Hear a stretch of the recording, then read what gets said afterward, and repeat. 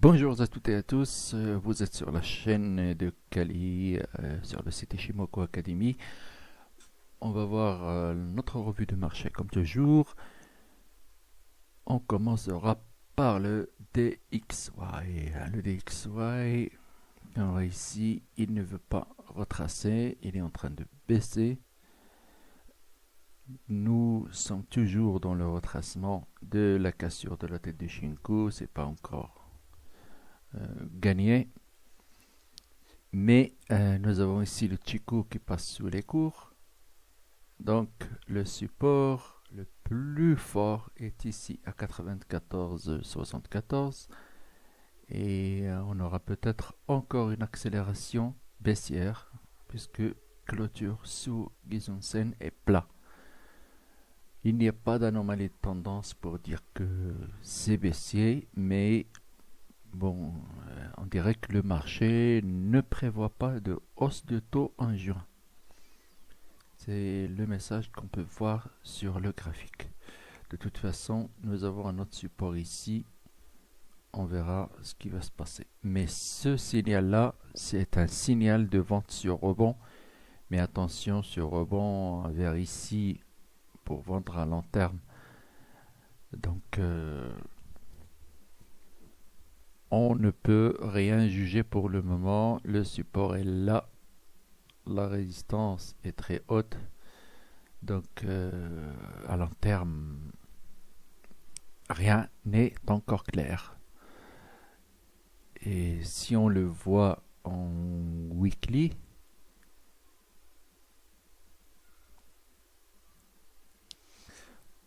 les cours clôturent ce nuage, mais Tenkan et Gijunsen sont plats, ils sont loin. Il n'y a quand même pas d'élan. Chicospan est toujours au-dessus du nuage, il s'approche du visant visu. On ne peut rien dire sauf si on a une cassure ici pour juger d'une autre baisse. Et là, il n'y a pratiquement rien à dire.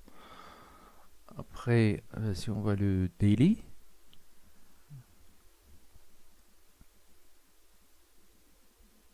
en daily, c'est le piège acheteur. Les acheteurs sont pris en piège.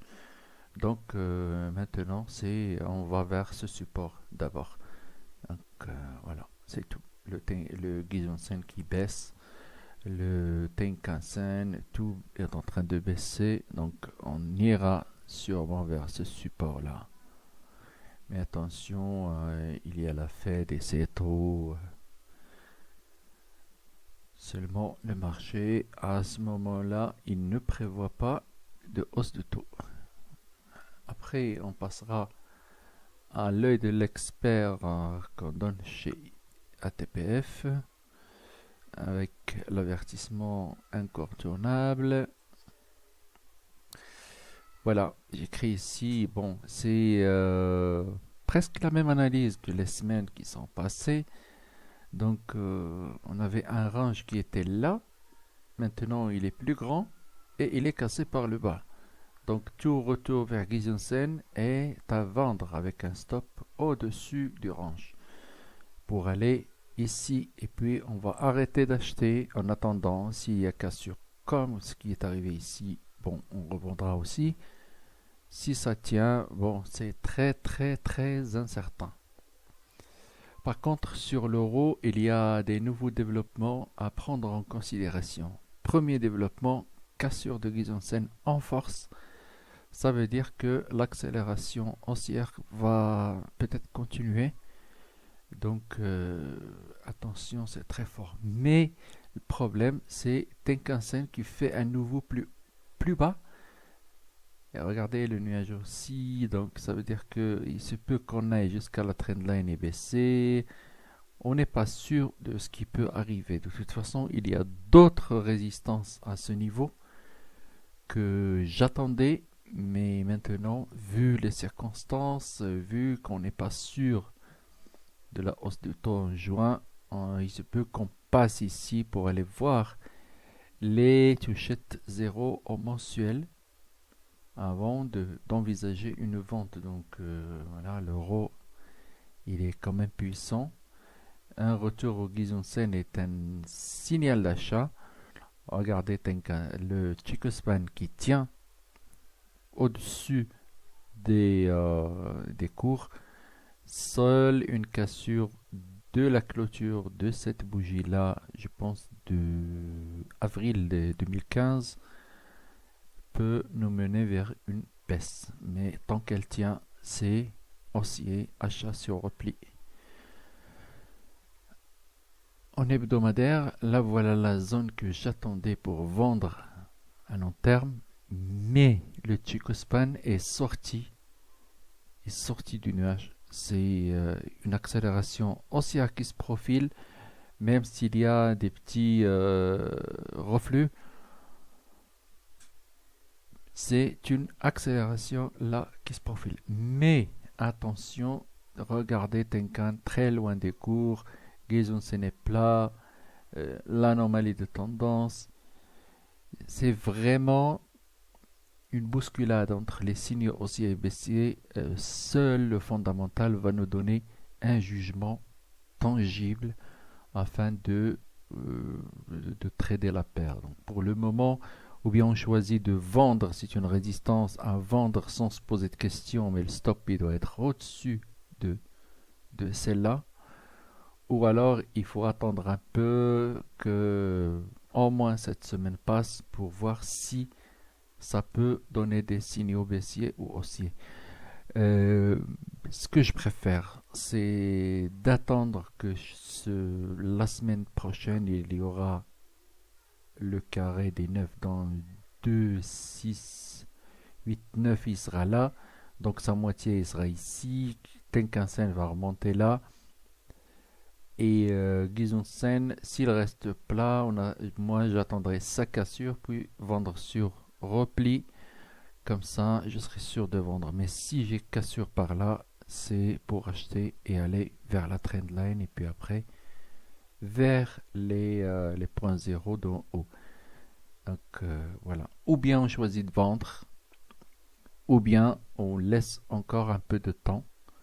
Donc vendre ici, c'est respecter la danse du marché, résistance, vendre et puis stop au-dessus et subir un peu de frustration, ou alors attendre un bon signal de vente et puis vendre, ou une cassure par le haut, c'est un signal haussier où on ira là et puis là. Donc et puis il faut acheter sur repli. Pour le moment, c'est à acheter sur repli, sur retour du Chico ici par exemple, et des cours ici, donc on peut quand même acheter pour tenter le retour là et puis là. Donc bousculade, signe de vente et signe d'achat en même temps, c'est le fondamental qui va trancher dans cette situation. Sur le GBP-USD, c'est la même chose. Regardez, cassure de Tenkan, donc achat sur repli. C'est ce que je disais depuis longtemps. Elle est difficile à trader à cause des stops qui sont très loin. Donc voilà, ici, cassure de Tenkan, signal haussier, anomalie de tendance, mais le Tenkan-sen fait un nouveau plus bas. Donc il ne donne pas son soutien à l'élan des cours. Ce qui fait qu'il faut encore attendre et surveiller la paire pendant un moment. Après, on va voir le GBP-USD sur les autres frames. Comme ça, on va quand même juger de l'ampleur de tout ça. Donc voilà, il y a un seuil ici et un seuil là, c'est très très très loin en weekly. Et voilà, regardez ici, ça doit se retracer, ce croisement Tenkan-Gizun. Et puis l'achat, je préfère qu'il soit ici, bien que c'est très très très très lent. Mais s'il faut faire un achat, il faut faire là. À mon avis, je parle du long terme, je ne parle pas du court terme. Court terme, vous pouvez trader comme vous voulez. Chacun il met à sa sauce. Donc on daily, on a là, regardez, c'est un signal baissier ici, regardez la vague N. Normalement, c'est une petite vague N comme ça qui se profile, donc quelque chose comme ça.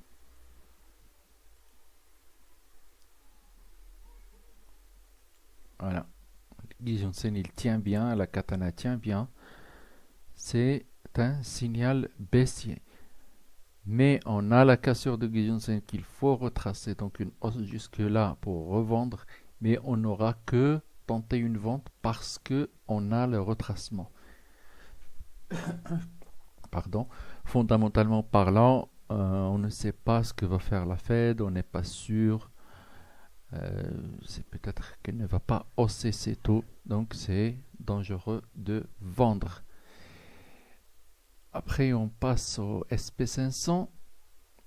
SP500, on a dit qu'il était haussier, donc on va voir la clôture mensuelle quand même, parce qu'on a eu la clôture mensuelle la semaine dernière. Regardez-le ici, il échappe encore, il va vers l'avant, c'est toujours haussier, l'Ishimoku qui est aussi. Donc voilà, le SP500 est très haussier, à acheter sur repli, point barre. Donc après, on avait vu ici qu'il y avait que c'était haussier, l'anomalie de tendance, regardez, et c'est annulé. Donc un retour vers Tenkan-sen, c'est pour acheter. Tenkan-sen se trouve à 2380, c'est pour acheter et aller de l'avant.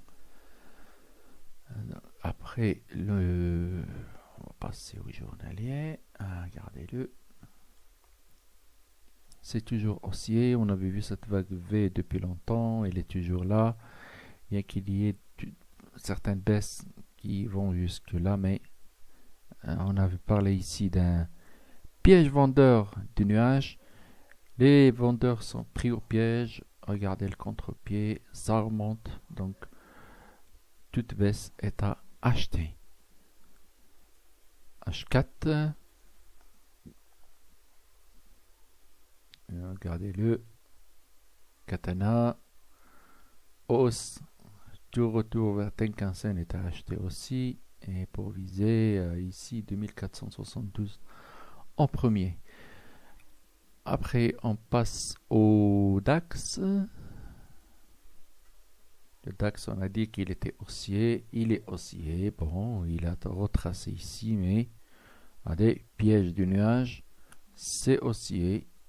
Les replis sont à acheter, même si on se replie jusque 12 080, 12 050, c'est pour acheter. On regarde le DAX aussi. Le CAC 40, le CAC 40, on a dit que la semaine dernière qu'il aurait une target ici. C'est toujours de mise, donc voilà, c'est haussier et point barre. Après, c'est tout pour cette revue de marché. Les indices sont haussiers, le forex il est hésitant, on peut rien juger pour le moment à moyen long terme, mais à court terme vous pouvez trader comme à votre habitude, il n'y a pas de problème. Ce sera tout, n'oubliez pas de liker si ça vous plaît, si ça vous ramène quelque chose de nouveau, et de commenter, de passer me dire un petit bonjour. Allez, bye bye. Bonne semaine de trading à tous.